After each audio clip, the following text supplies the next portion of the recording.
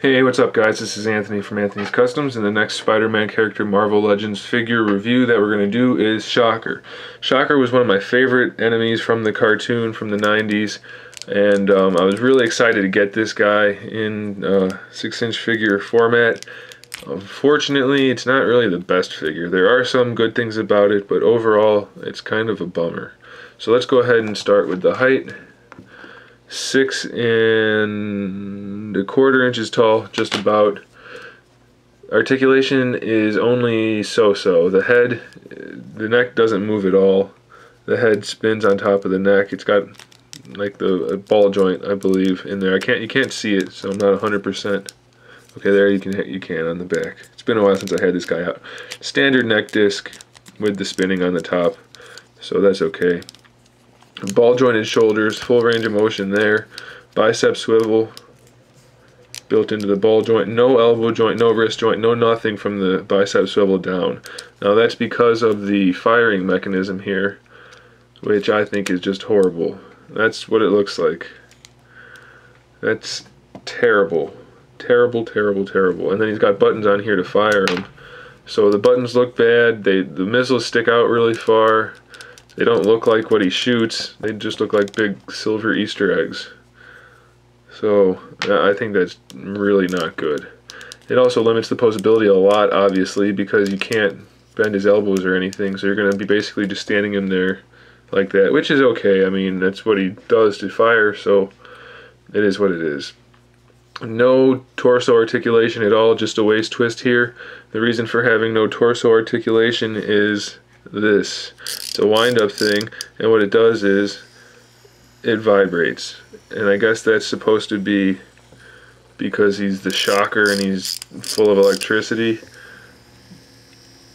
but to me that's just dumb. It's a cheap gimmick that's not necessary. You can't really pose him well with it because he just wants to fall over most of the time, and it looks terrible. You lost all of the articulation, and who needs that gimmick, really? So I don't care for that. He's got good hip articulation, though.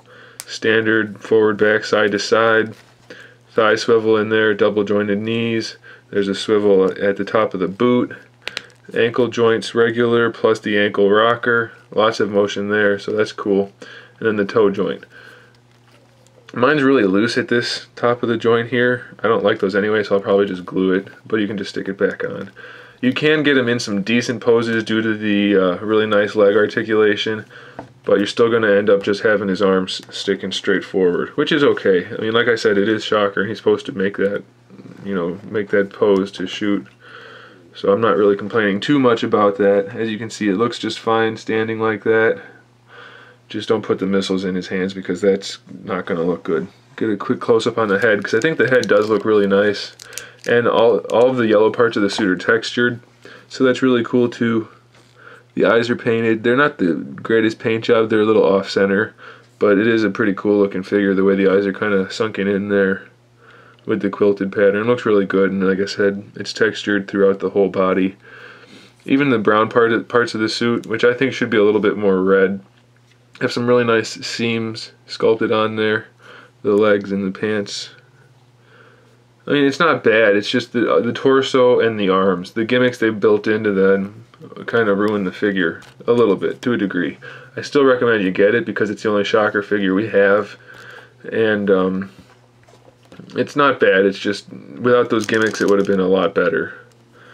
So, if you can look past those things, which I can, it's still definitely worth getting.